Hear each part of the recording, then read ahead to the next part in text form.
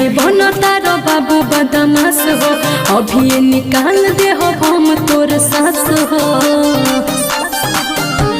सुना ढेर काहे बनता रो बाबू बदमाश हो, अभी निकाल दे हो हम तोर सास हो। रखो तू काबू हो खाना बेकाबू, रहो तो नहीं अनुशासन में। प्रजापति जी के आवे शासन में, राई फॉलो बटवाई दे बरासन में। महाराज जी के आवे शासन में, राई फॉलो बटवाई दे बरासन में।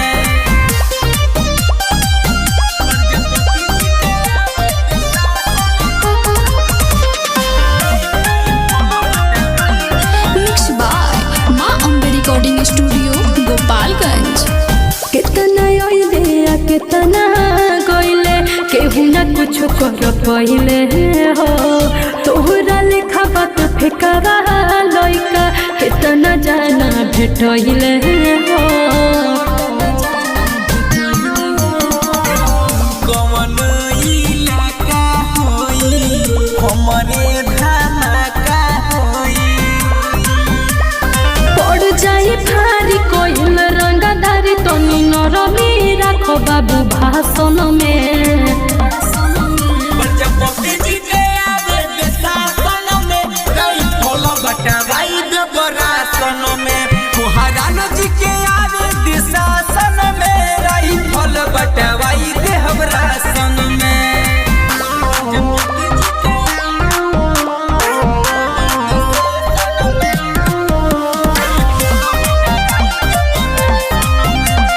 Music by RND Sukarma.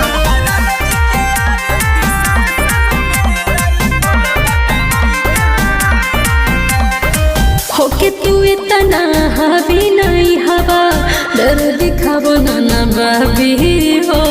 Deepu दीवाना ढेर मत बोला, बनो ना ढेर तू ही बागी हो। हल्का तुलना प्यारी हमारे चले रंगदारी। हर कोवना के बल पर देखे लो सपना, बैठे बाबू सिंहासन में। प्रजापति जी के आवे शासन में, राई फॉलो बटवाई दे बरासन में। महाराज जी के